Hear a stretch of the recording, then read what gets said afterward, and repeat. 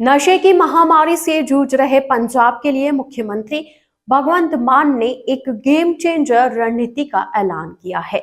सरकार अब नशे के खिलाफ जंग को सिर्फ पुलिस थानों और अदालतों तक सीमित नहीं रखेगी, बल्कि हर गांव, हर मोहल्ले में नशा मुक्ति के प्रशिक्षित योद्धा उतारेगी।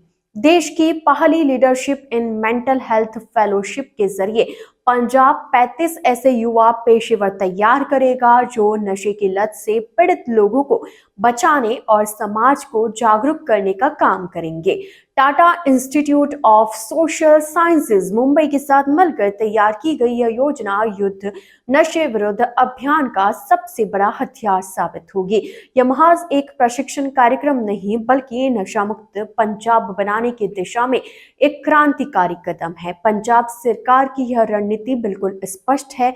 नशे के खिलाफ लड़ाई केवल आपूर्ति रोककर नहीं की जा सकती, बल्कि मांग को खत्म करना होगा। इसके लिए जरूरी है कि हर गांव और शहर में ऐसे लोग हो जो नशे की लत से ग्रस्त युवाओं की पहचान करे, उन्हें परामर्श दे और पुनर्वास की राह दिखाए।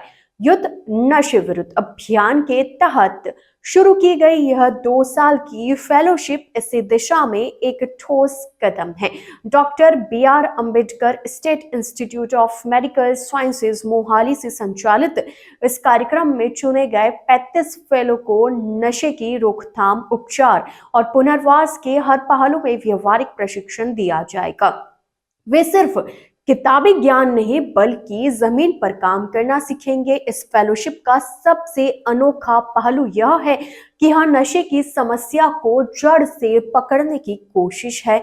चयनित फेलो स्कूलों में जाकर बच्चों को नशे के खतरों के बारे में बताएंगे, कॉलेजों में युवाओं को जागरूक करेंगे और आंगनवाड़ी केंद्रों में महिलाओं को परिवार में नशे की पहचान और रोकथाम के बारे में शिक्षित करेंगे। मनोविज्ञान या सामाजिक कार्य में स्नातकोत्तर डिग्री के साथ साथ नशा मुक्ति या मानसिक स्वास्थ्य के क्षेत्र में 2 साल का अनुभव जरूरी है। 32 वर्ष तक की आयु सीमा यह सुनिश्चित करती है कि ऊर्जावान और समर्पित युवा इस मिशन का हिस्सा बने। लेकिन सबसे अहम शर्त है समाज सेवा के प्रति गहरी प्रतिबद्धता। सरकार चाहती है कि ऐसे लोग आए जो नशे के खिलाफ लड़ाई को अपना व्यक्तिगत मिशन बना सके। यह महज नौकरी नहीं, बल्कि पंजाब के भविष्य को संवारने का अवसर है। जो युवा इस चुनौती को स्वीकार करेंगे वे इतिहास के साक्षी बनेंगे।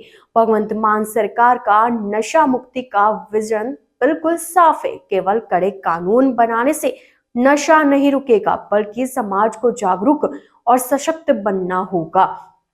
पिछले कुछ वर्षों में पंजाब में सैकड़ों नशा तस्करों को जेल भेजा गया, दर्जनों पुनर्वास केंद्र खोले गए और हजारों युवाओं को मुफ्त इलाज दिया गया।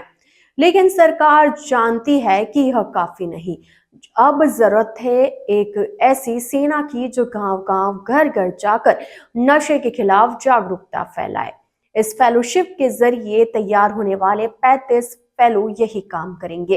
वे पंजाब के हर कोने में पहुंचेंगे और नशे की महामारी से लड़ने के लिए समुदाय को तैयार करेंगे। यह रंगला पंजाब के सपने को साकार करने की दिशा में एक निर्णायक कदम है।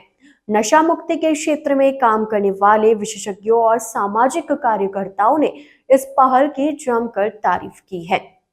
उनका कहना है कि पंजाब ने नशे की समस्या को स्वीकार करने और उससे लड़ने का साहस दिखाया है, जबकि अन्य राज्य इसे छुपाने में लगे हैं।